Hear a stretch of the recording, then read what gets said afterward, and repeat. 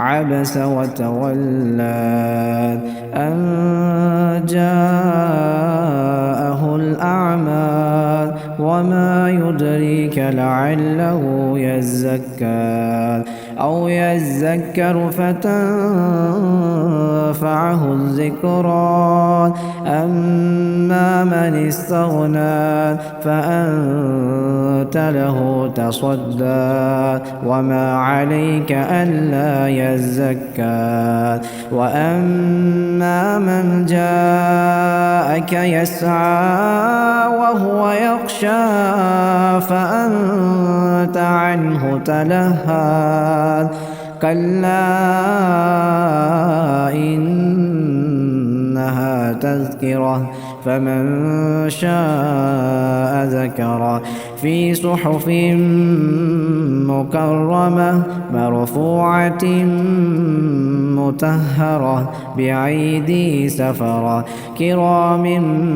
بررة قتل الإنسان ما أكفر من أي شيء خلق من نطفة خلقه فقدر ثم السبيل يسره ثم أماته فأقبره ثم إذا شاء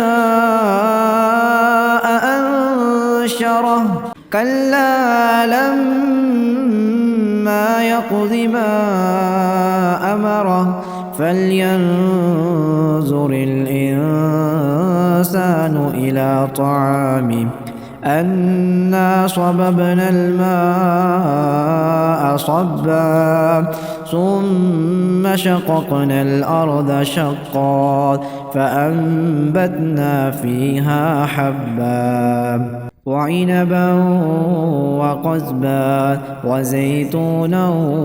ونخلا وحدائق غلبا وفاكهة وأبا متاعا لكم ولأنعامكم فإذا جاءت الصاخة يوم يفر المرء من أخيه وأمه وأبيه وصاحبته وبنيه لكل امرئ منهم يومئذ شأن يغنيه وجوه يومئذ مسفرة ضاحكة مستبشرة ووجوه يومئذ عليها غبرة ترهقها قترة أولئك هم الكفرة الفجرة.